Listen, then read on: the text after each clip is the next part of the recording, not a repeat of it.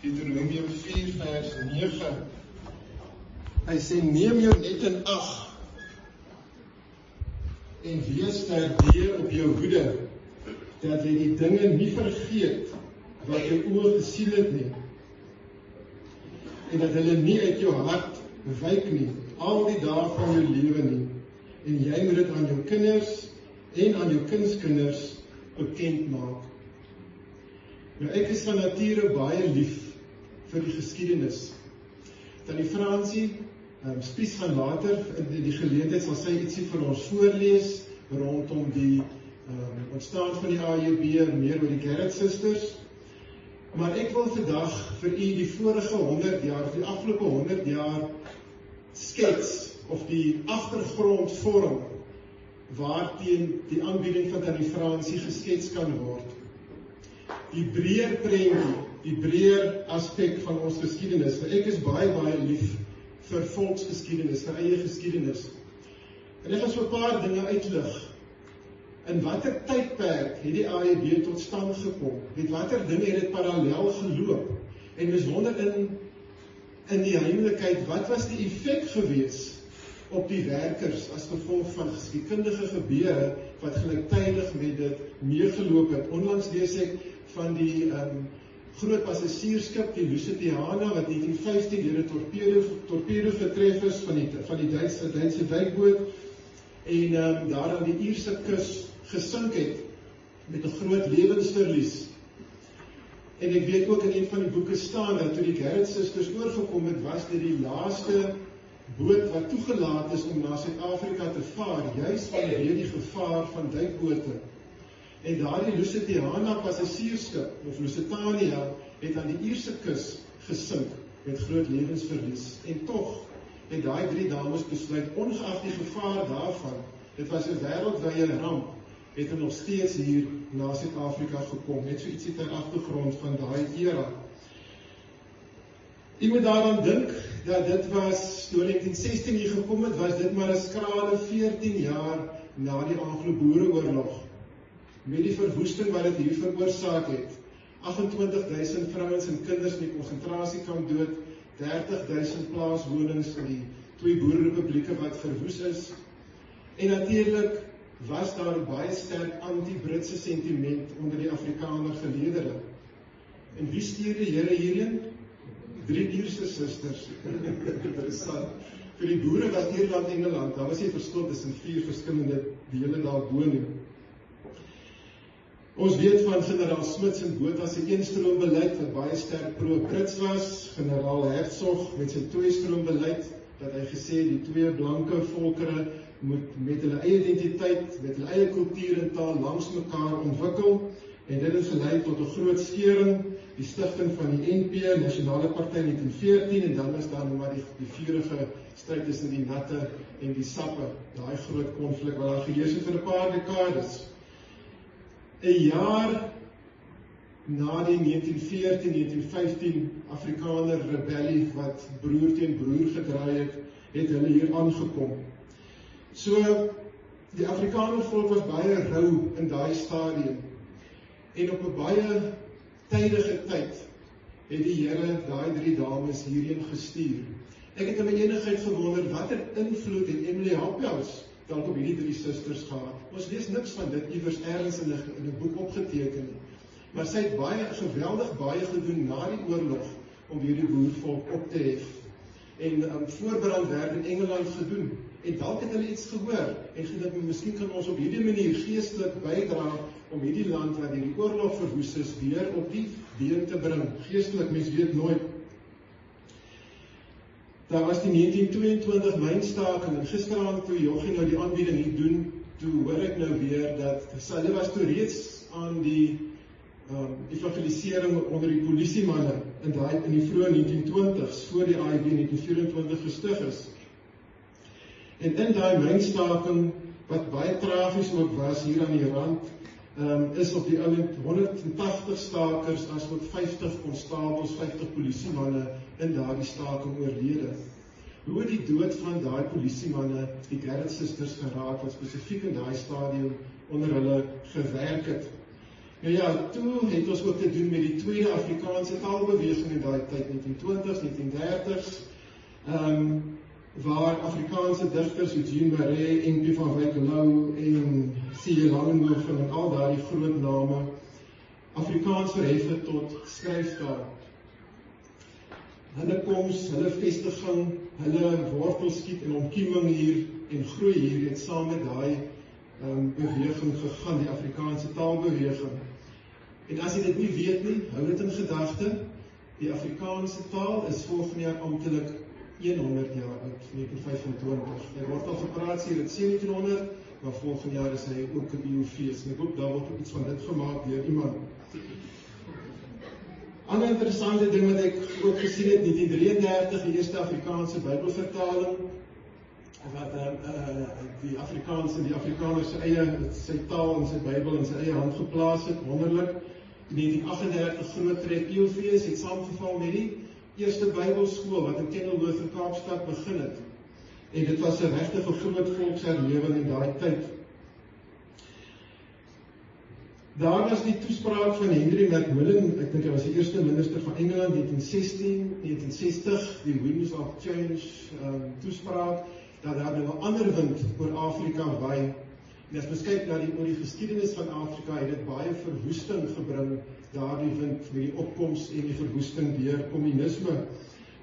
Daar was in Kenia, die 1950s het dit daar gewaai, die Kongo 1960s, ek het onlangs weer gelees hoe die AIB-werkers daar moes onttrek in die 1960s uit die Kongo uit, en moes sendingstasies toegemaak het, destyds in Rhodesia, Angola, Mosambik, sendingstasies toegemaak het, sendelinge wreedaardig vermoor is, soos wat hierdie vreemde wind van verandering gewaai het.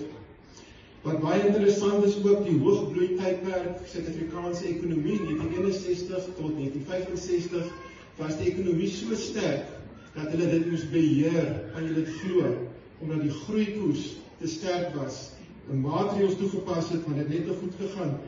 Kyk na ons eiendom, in watter jaar is dit aangekoop, wanneer is dit gebou, dis daai era, wat die hoogbloeitydperk van die Suid-Afrikaanse ekonomie was, Glenwa 1967, Pennington 1969, Immanuel Namibia ook 1969 rond, Amana 74, Samekoms 1979. Kyk na die groot woonhuis in Linwood, Pretoria. Ek dink dit is van Janie Skol se handewerk. Ek praat nog in korreksie. Ek weet Kimberley se hoofkwartier, Windhoek se hoofkwartier en ek dink Linwood ook. Is AUB-huise wat uit die grond uitgebou is spesifiek vir AUB-behoeftes. Baie kamers vir wese, kinders, pelgrims, werkers noem op. Maar dit was in 1960s 'n voorspoedige finansiële tyd wat daar 'n opbloei was wat dit betref. En dit is ook 'n kenmerk dat in die 1930s tot 70s is dit 'n uitstaande tydperk wat gekenmerk is deur 'n besondere werking van die Here. 1980s en later het ons te doen met baie sterk liberalisering van Suid-Afrika en dan die gevolge van dit alles. Symptome is oorlopend afname van kerkbywoning, afname van konferensies, kerke wat sluit, die verdwyning van voorbidders, alles wat daarmee gepaard gaan.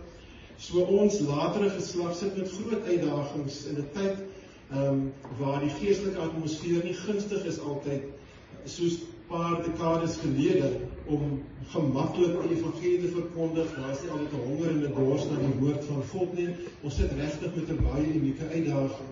Maar Ebenezer tot hiertoe het die Here vir ons gehelp en ons vertrou hy sal dit vir ons verder help vir die pad vorentoe. Met elke unieke uitdaging gaan die Here vir ons die wysheid gee hoe om hierdie wa verder hierdie drif te trek. Goed, ek wil nie enige verdere tyd opneem nie, dis maar net die agtergrond, die doek waarteen Tannie Fransie nou die aanbieding sal doen. Nou goed, voordat sy op hiernatoe gaan kom ons sing dan net die derde vers van 113 staande saam, en net op die woorde geweldig Gods dade, en wat hy ons leer, en groot is ons blydskap in Jesus ons Heer. God se dade is geweldig, as ons terugkyk oor die geskiedenis. So kom ons staan, dan sing ons die derde vers van 113, 113.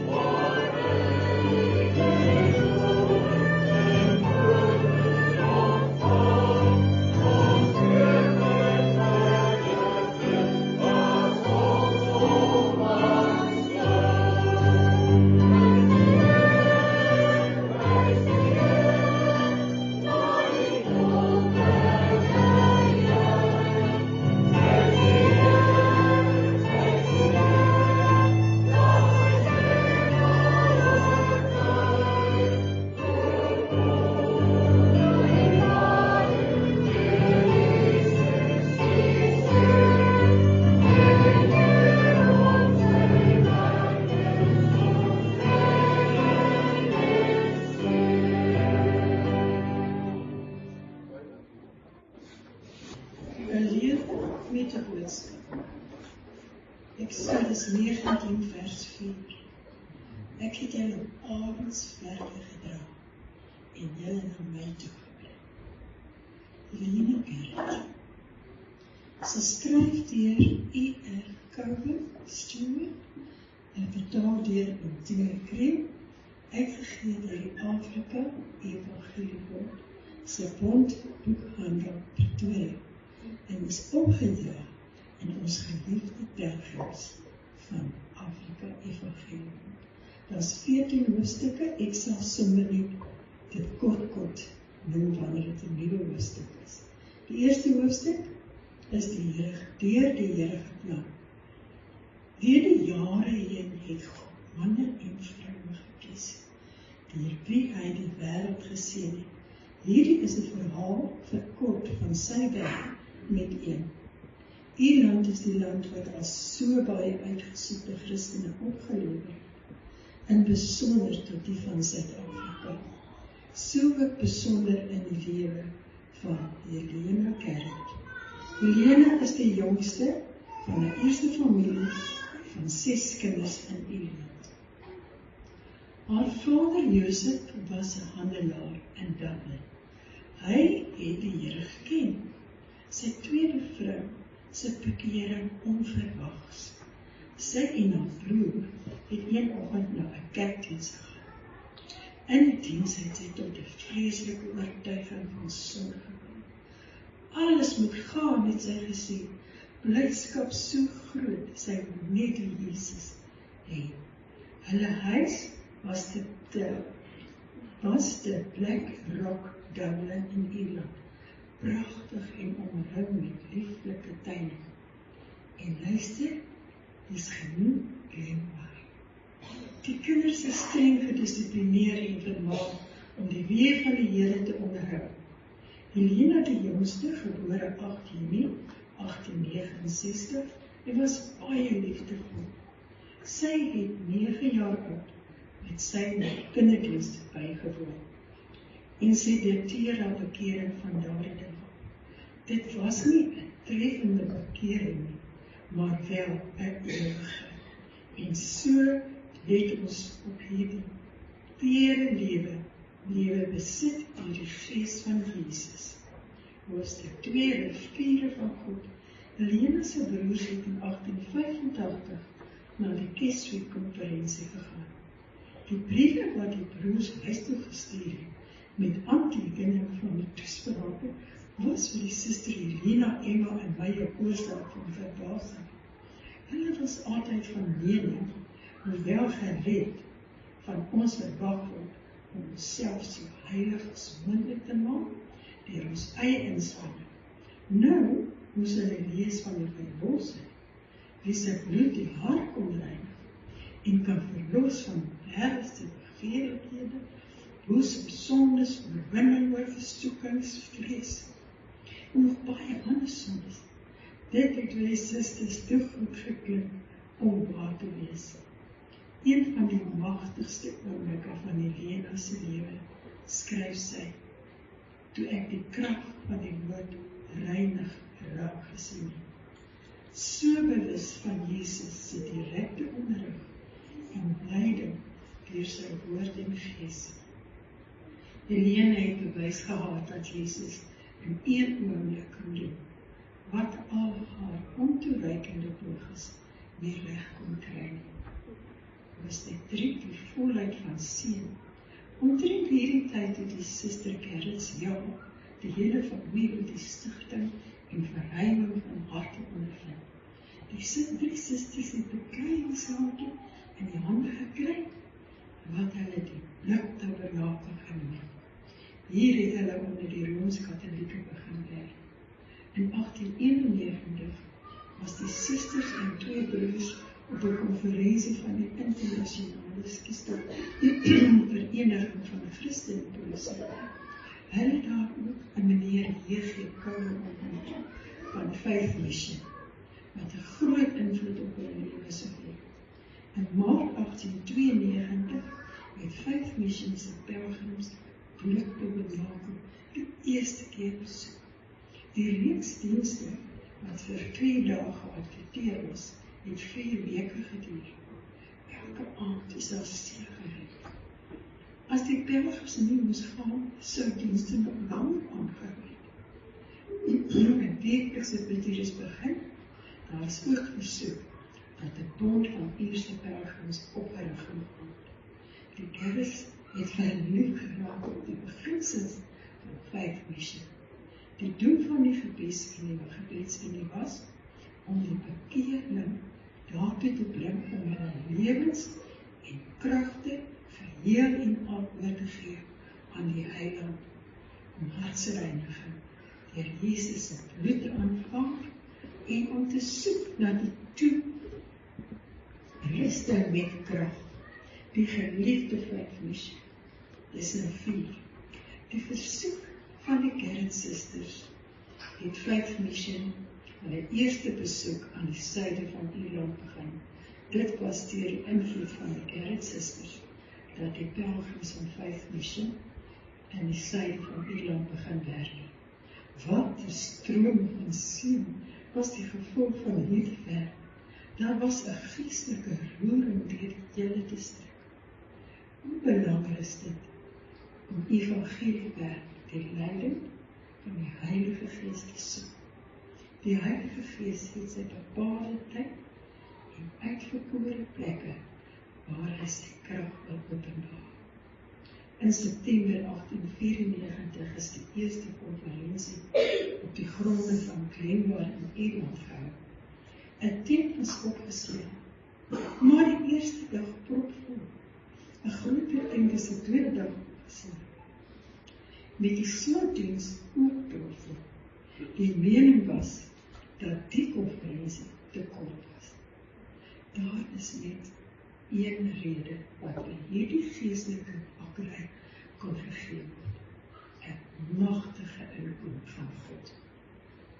Hoofstuk 5, die pelgrim daar in Drongo, Ierland.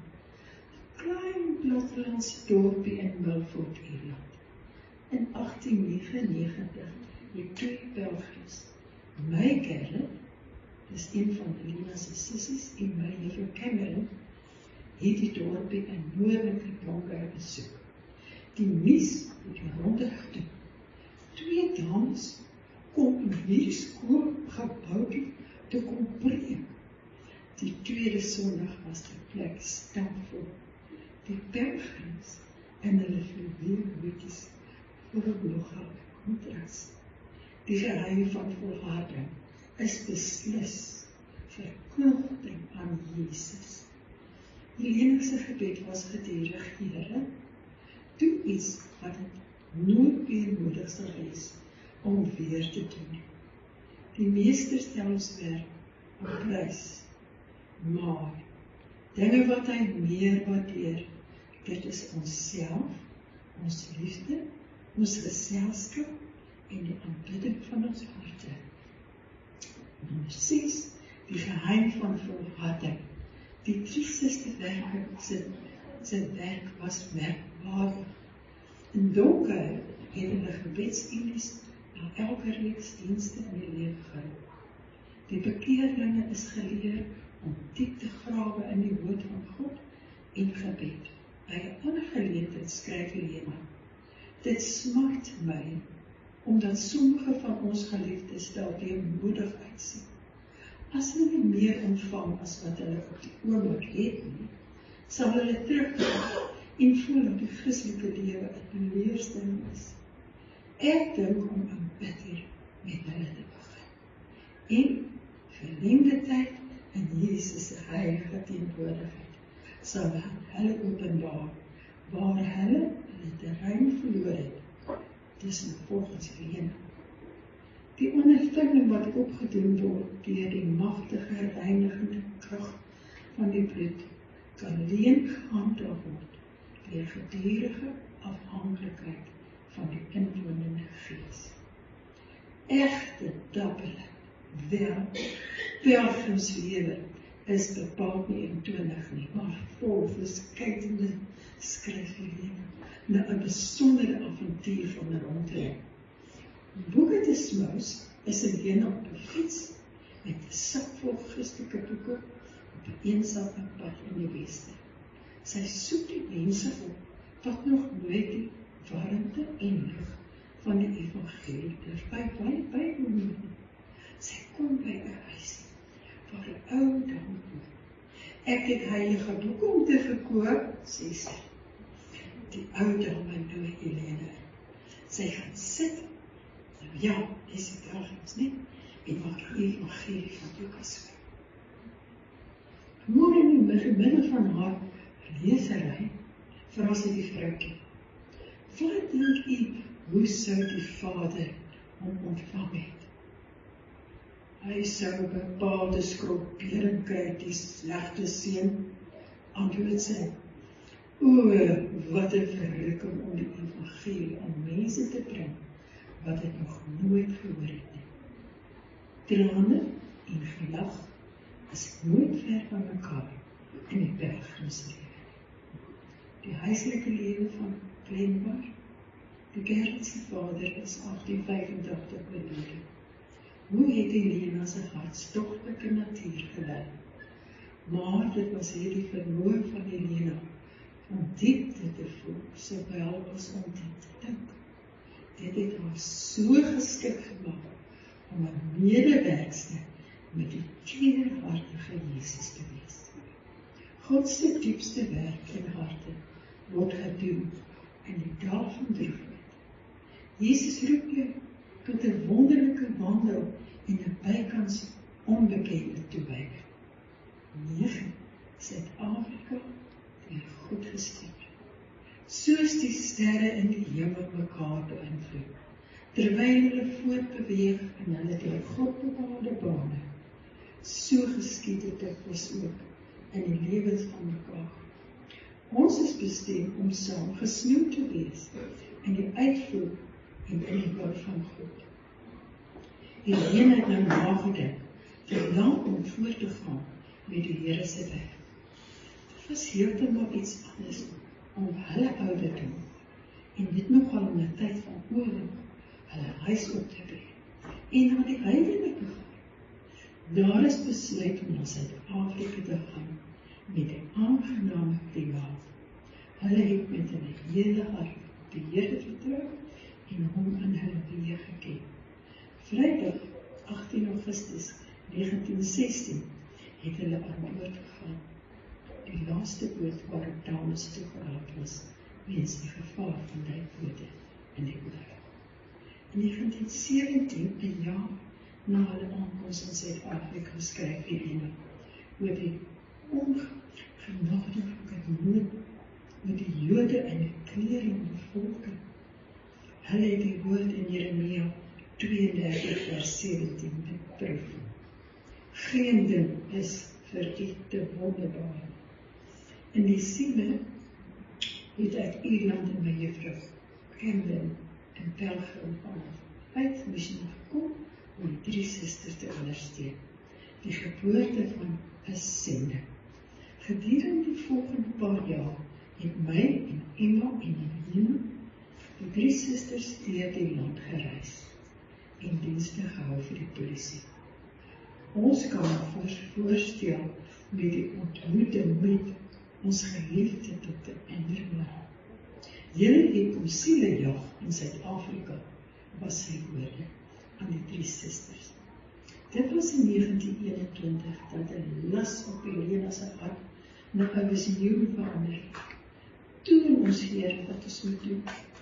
Die lig wat ons ontvang het, ons gebede, het ons getoon dat niks wat ons persoonlik sou doen, soveel vir God en siele in Suid-Afrika sou beteken as om 'n geloofsending te begin. God het gesê dat daar 'n nuwe leersak nodig is vir Suid-Afrika, vir die nuwe wêreld. In 1923 het die susters by meneer D.H. Beyers, by juffrou Kneip en meneer J.H. Ferguson uitgeneem vir 'n gebed en 'n konsultasie. Wat was die gevolg? Eenparig is besluit om die Afrika Evangelie Bond te stig, 'n interkerklike sending wat ten doel sou stel die verkondiging van 'n volkome verlossing, wat geheel en al van God afhanklik sou wees. In Julie 1924 het Marjorie Lucas, later mevrou McFarlane, die eerste AWP-poging gemaak. Tweede was meneer Messenger, hy is opgeleid beseer en het in 1925 by die bond aangesien. En so die werk uitgebrei, want die Here van die leerskare was by hulle. Nommer 11 vir die vierde, hulle sou hulle nie oorstroom nie. Daar is vloedwaters uit die hel ontstaan, sowel as volle riviere uit die troon. Dit begin van enige werk van God, gaan gewoonlik gepaard met moeilikheid. Niks kan ons ooit ontvoer met ons Here aan die roer. Hierdie verseker het die susters so nodig gehad. Manne van groter meegevoel en ruime blik het om hulle vergader. Die eerste een was kaptein G.S. Tommy. Leonard se gesondheid het die laaste 10 maande vreeslik gelei. Sien die pyn in haar gesig. Soos 3 aanvalle in 24 uur. Sy was nooit sonder pyn. 'n gevoel van wanhoop het op haar gekom. Toe was dit asof God in duisternis vir my sê, ek is God die algenoegsame.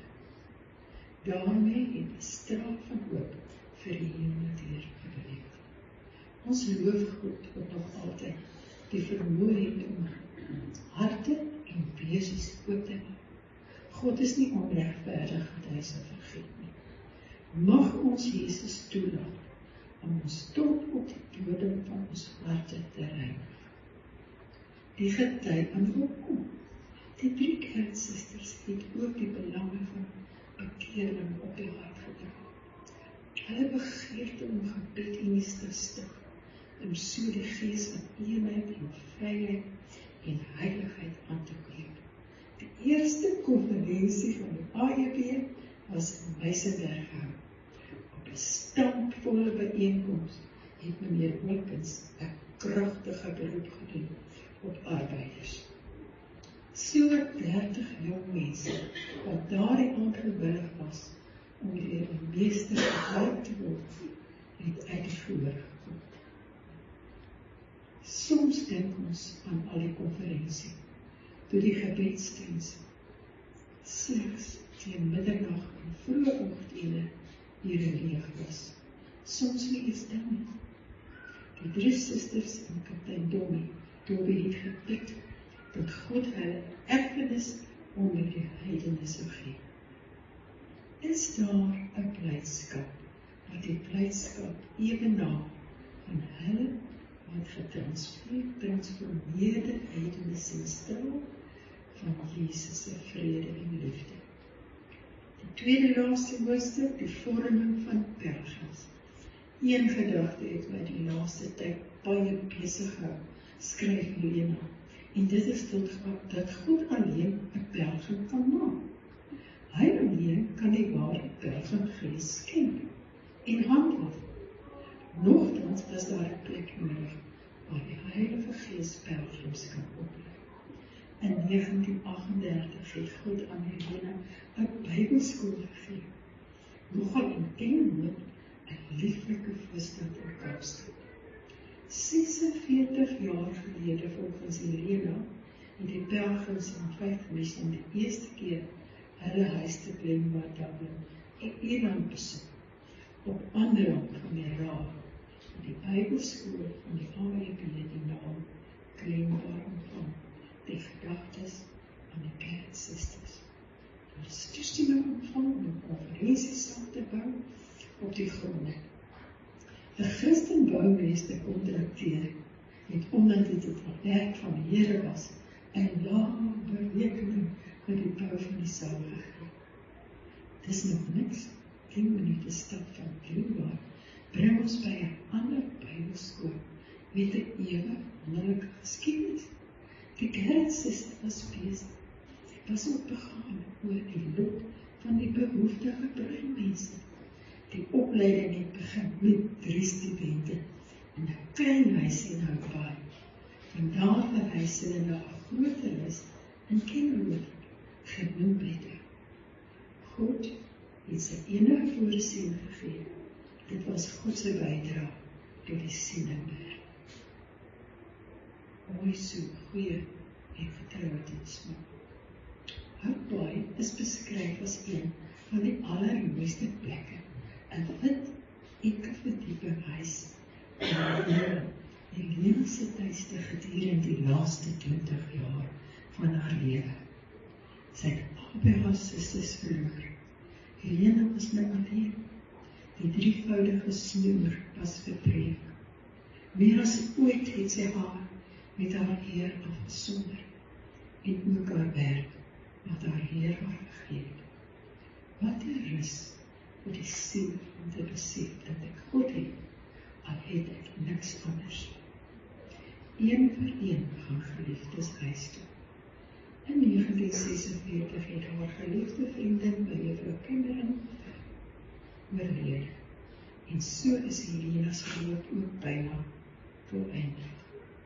Sy het 'n ewige pyn ondervind. Die werkers is saamgeroep om te bid.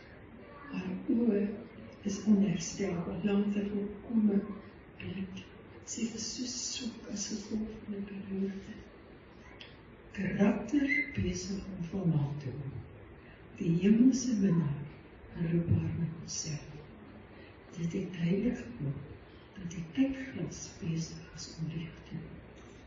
Op 29 Maart 1952 het haar gees kalm uitgevaar na die land van heerlikheid.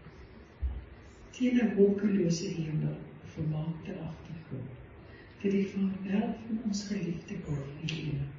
Saam met hulle gesin, swewend deur die poort van die nuwe Jerusalem, rein deur die bloed van die lam. Wat is dan nou die boodskap wat Helena vir ons lewe aan ons nagelaat het? God is 'n God wat werk, vir die wat op hom wag.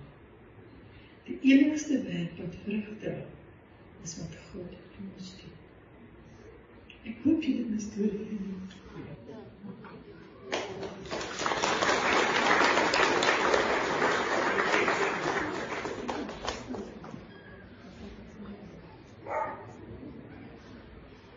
Daar is 'n spesiale versoek van Tannie Fransie dat die as konferensiegangers nou vir die pelgrims sal sing, laat die Heer u seën op hul dae. So ek gaan vra dat al die pelgrims die hier teenwoordig vorentoe sal kom, en dan moet u wat agterbly baie mooi sing, né? Baie man, onthou dis